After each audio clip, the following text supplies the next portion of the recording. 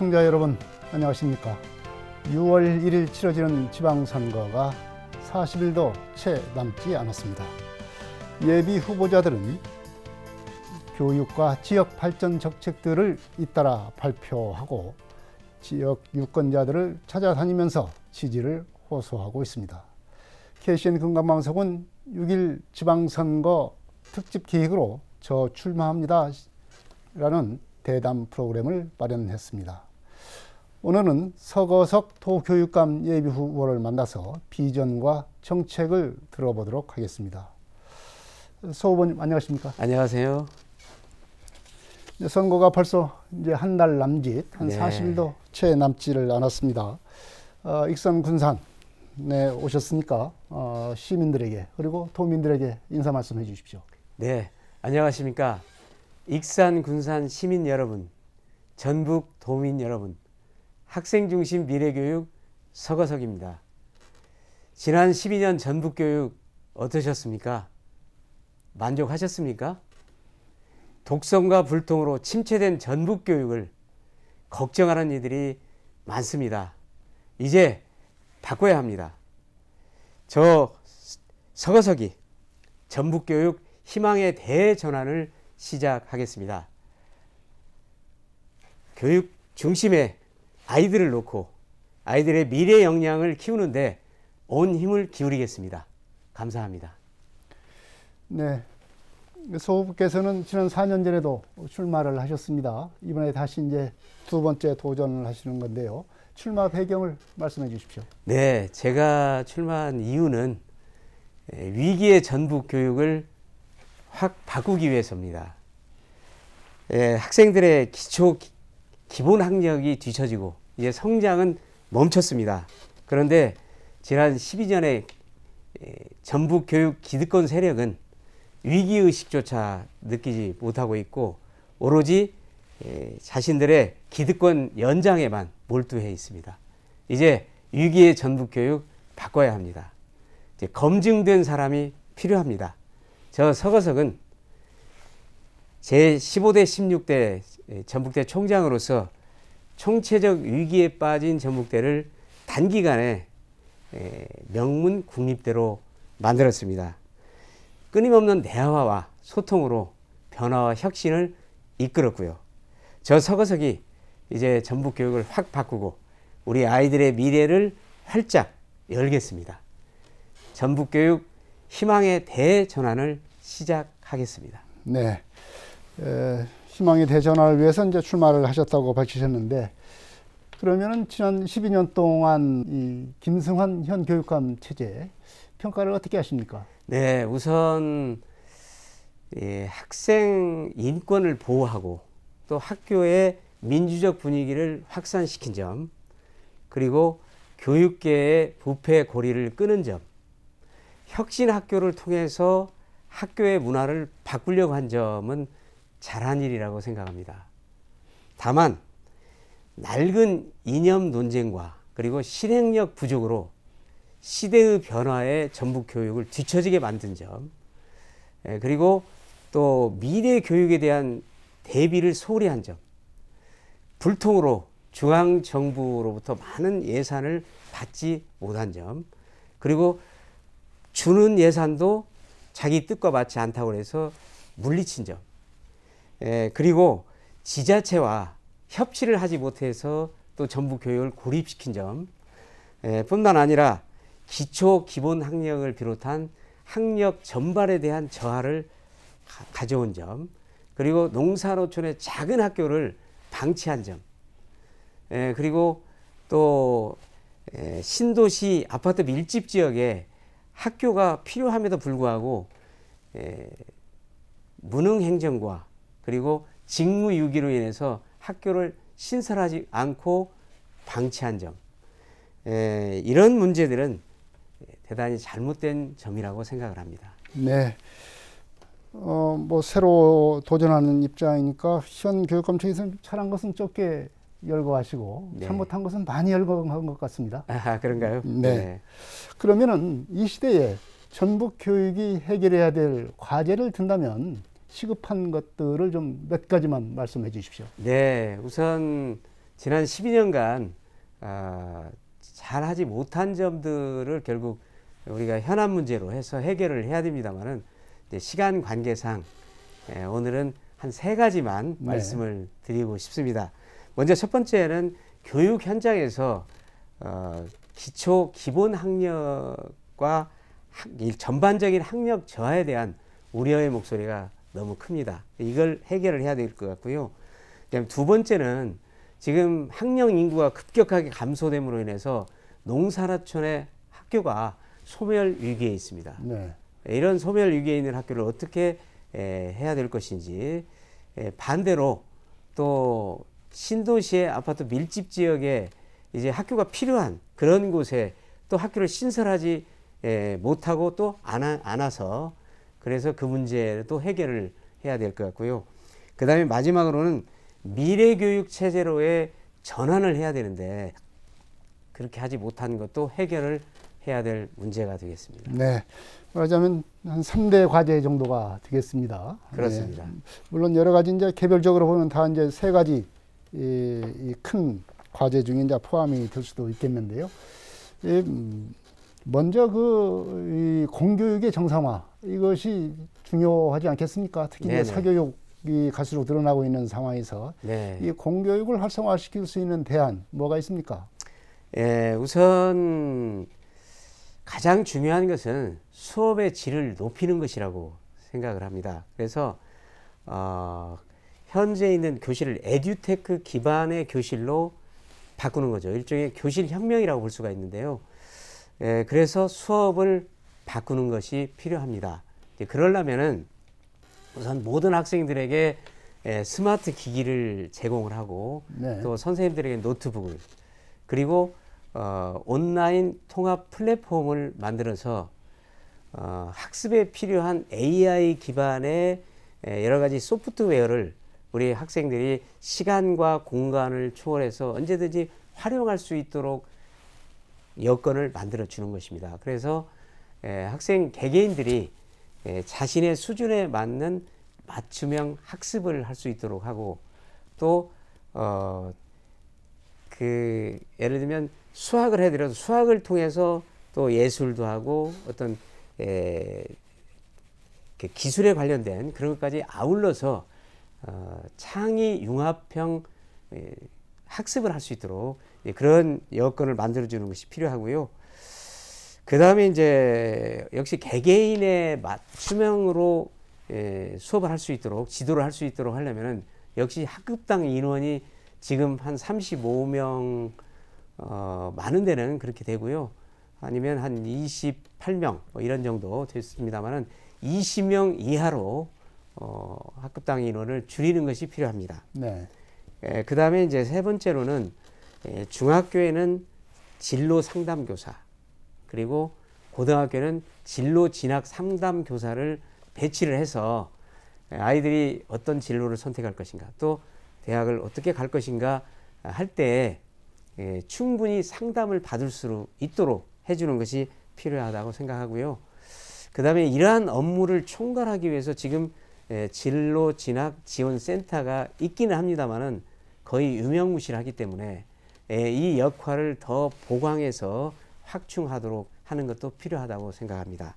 그다음 마지막으로 고등학생의 경우에는 전국 연합 학력 평가라고 하는 것이 있는데 대개 이제 고등학교 1학년부터 시행을 합니다만 지금까지는 평가를 한 뒤에 거기 그 이상은 뭐 피드백도 없었습니다만은 이제 앞으로는 그것을 전문가가 분석을 해서 학생들에게 피드백을 해줘 가지고 부족한 부분을 보완할 수 있도록 하면 그 문제는 어느 정도는 해결이 되지 않을까 이렇게 생각을 합니다.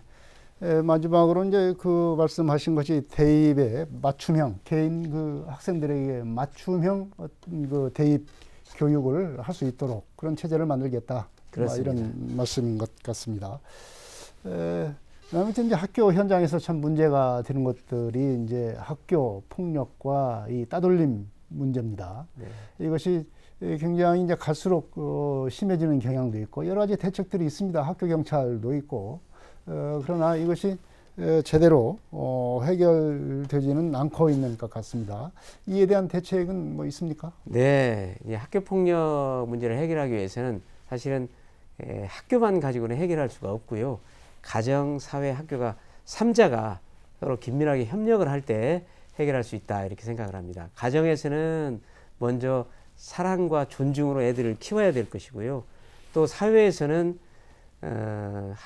폭력을 미화하는 그런 풍조, 그런 의식들이 점차 사라질 때 역시 학교 폭력도 줄어지지 않을까 이렇게 생각이 드는데요. 그 TV 프로그램이라든가 또는 영화와 같은 기타 폭력의 매스컴을 통해서 폭력을 조장하는 경향이 있는데 그런 부분들이 좀 시정이 돼야 될 것 같고, 학교에서는 학교 폭력 통합 관리 시스템을 운영을 하겠습니다.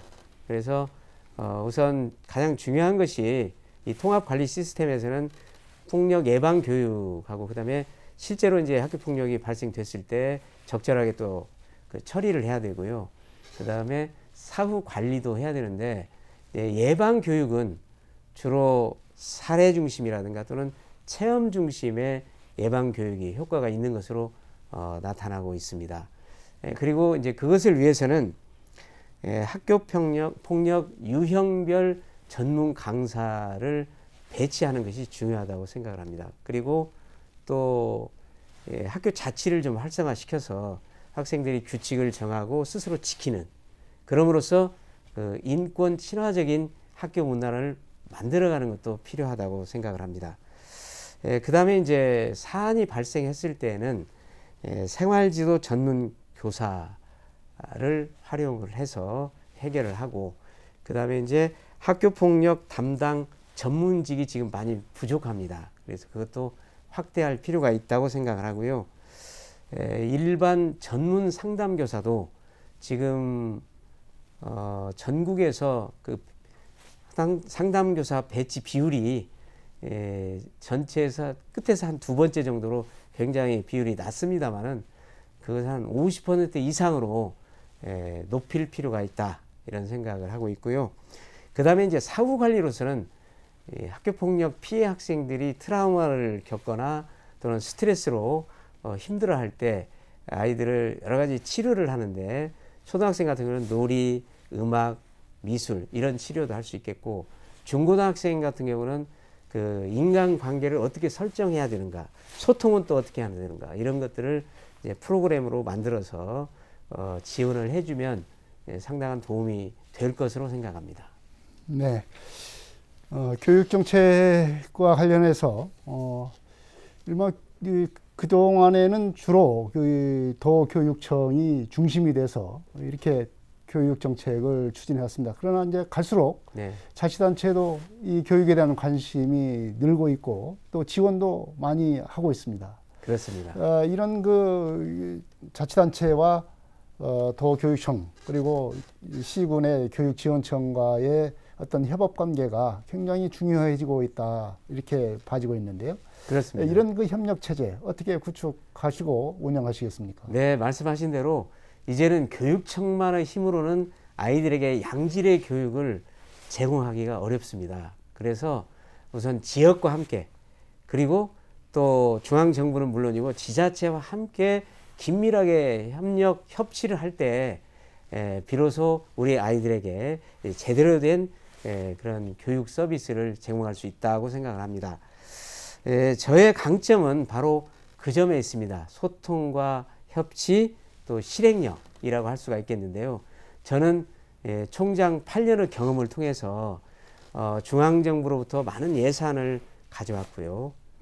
늘 긴밀하게 소통함으로써, 그리고 지자체하고도 늘 협치를 해왔습니다. 그래서 우리 익산 같은 경우에는 전북대 익산 캠퍼스를 또 지자체와 함께, 익산시와 함께 유치할 수가 있었고요. 또 동양 최대의 그 인수공통 전염병 연구소를 익산에 또 유치를 했고, 또 군산에는 그 군산 지역 시민들의 염원이었던 전북대 군산병원을 유치하기도 했고, 또 50도의 캠퍼스를 만들기도 했습니다. 뭐 그 외에 다른 지역에도 지자체와 협력을 통해서 연구단지를 만든다든가 캠퍼스를 만들기도 했었죠. 그래서 저는 앞으로 교육청과 지자체가 서로 협력해서 교육협력 공공회의를 만들어 가지고 늘 전북의 교육 현안을 신속하게 해결하려고 생각하고 있고요. 끝으로 교육청과 지자체가 서로 교환해서 직원을 파견해 가지고 상시적으로 협력 체계를 구축하려고 합니다. 네. 직원들의 뭐 교환 근무 체제 뭐 이런 것도 생각을 하고 있는 것이 좀 특색이 있지 않나 이렇게 네, 생각이 네, 네. 드는데요. 이제 여기 우리 방송국이 군산과 익산을 관할을 하는 만큼 군산과 익산의 공약들을 좀 말씀을 좀 들어봐야 되겠습니다. 먼저 네. 군산의 그 주요 공약을 말씀해 주십시오. 네, 군산의 여러 가지 공약을 지금 가지고 있습니다만은 크게 한 3가지 정도로 말씀을 드릴까 합니다. 먼저 군산에 미래 창의 캠퍼스를 조성하려고 합니다. 이것은 지금 군산 동산중학교가 지금 다른 곳으로 이전을 계획하고 있기 때문에 이전에 가면 남는 부지에 이 미래 창의 캠퍼스를 만드는데요. 여기에는 이제 4차 산업혁명 시대 미래 기술 그리고 또 기후 환경 문제가 지금 심각합니다만 관련 그 체험들 또 인문 독서 교육 이런 것들을 할 수 있는 그런 공간이 되겠고요.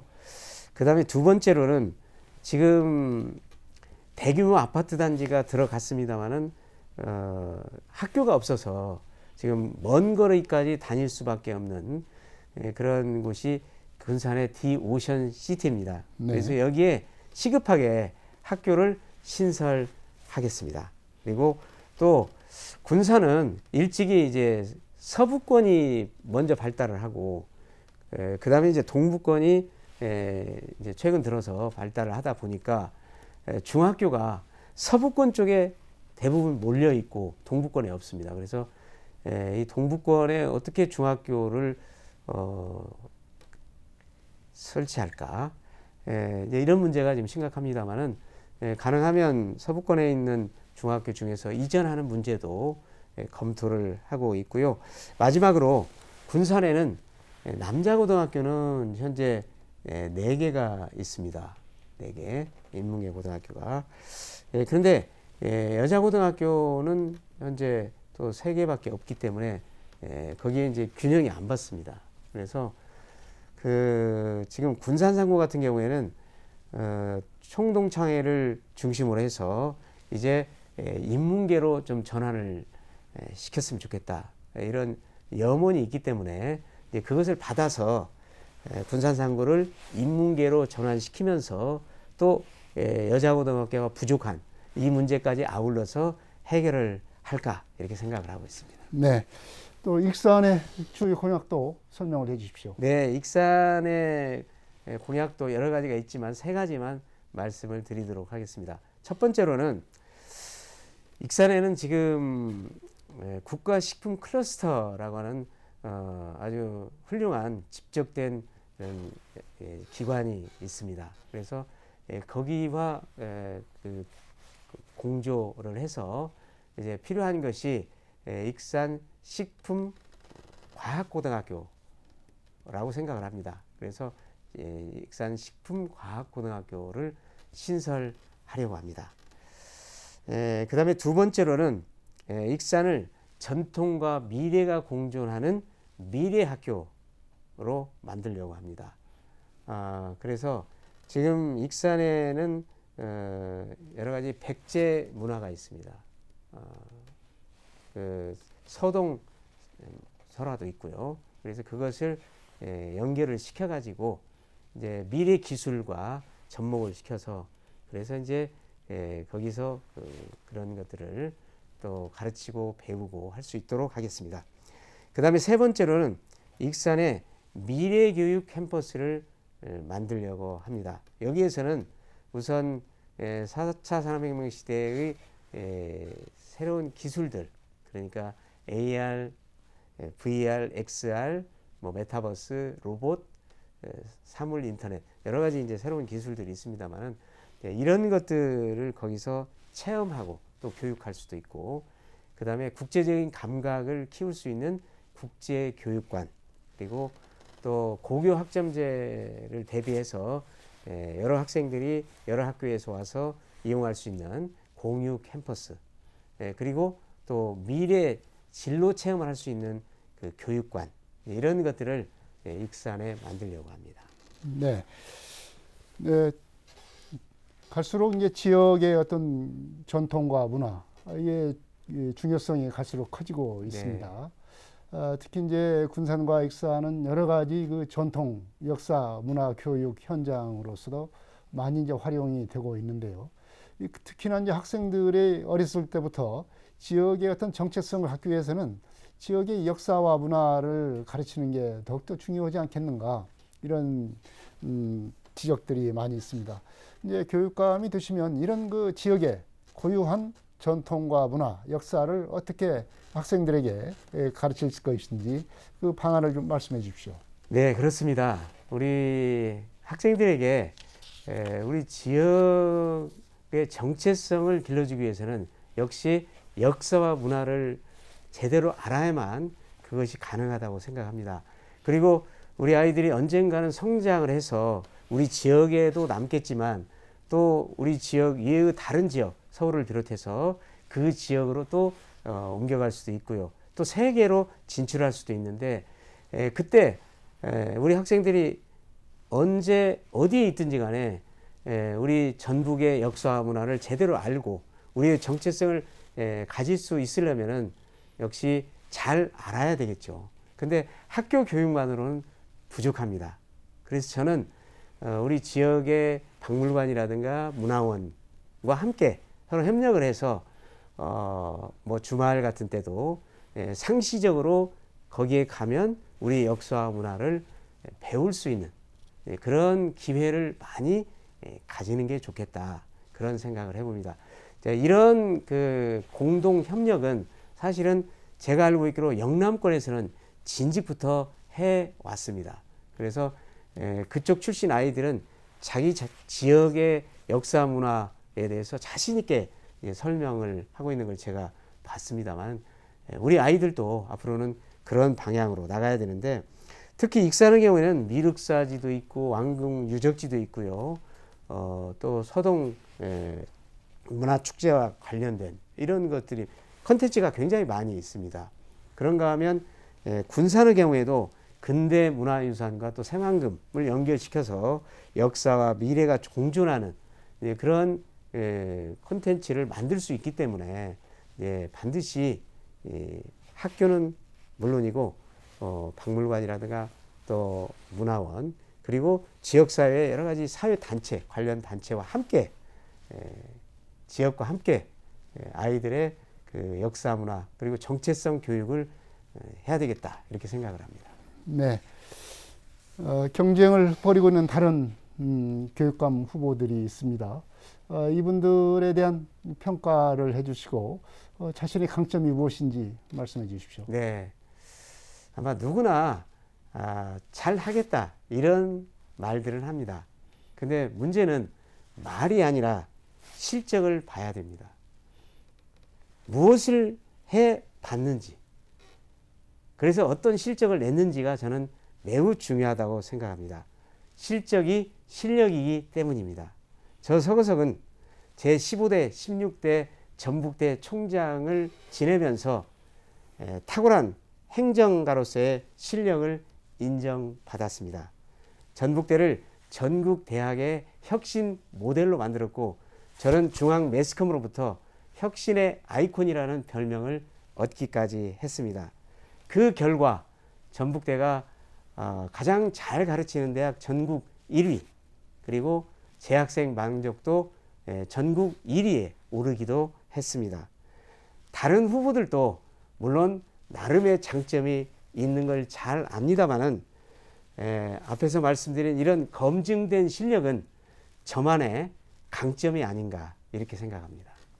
네, 끝으로 군산과 익산 시민들 그리고 도민들한테 마무리 말씀해 주시기 바랍니다. 네, 존경하는 익산, 군산 시민 여러분과 도민 여러분, 교육은 사람을 바꾸고 지역을 바꿉니다. 교육에 우리 지역 아이들의 미래와 우리 전북의 미래가 달려 있습니다. 실력과 도덕성이 검증된 저 서거석, 이제 전북 교육을 새롭게 바꾸려고 합니다. 선거는 더 나은 미래를 위한 경쟁과 선택이 돼야 합니다. 저 서거석과 함께 전북교육 희망의 대전환에 함께 해 주십시오. 감사합니다. 네, 서거석 도교육감 예비 후보의 비전과 정책을 들어봤습니다. 오늘 말씀하신 이런 비전과 정책들이 과연 현실성이 어떤지, 그리고 꼼꼼히 어떤 재정 정책은 어떻게 꼼꼼히 준비가 되고 있는지 선거 기간 동안 꼼꼼히 따져볼 필요가 있겠습니다. KCN 건강방송 지방선거 특집으로 마련한 저 출마합니다. 오늘은 서거석 도교육감 예비 후보와 얘기를 나눠봤습니다. 서 후보님 고맙습니다. 네, 감사합니다. 시청자 여러분 안녕히 계십시오.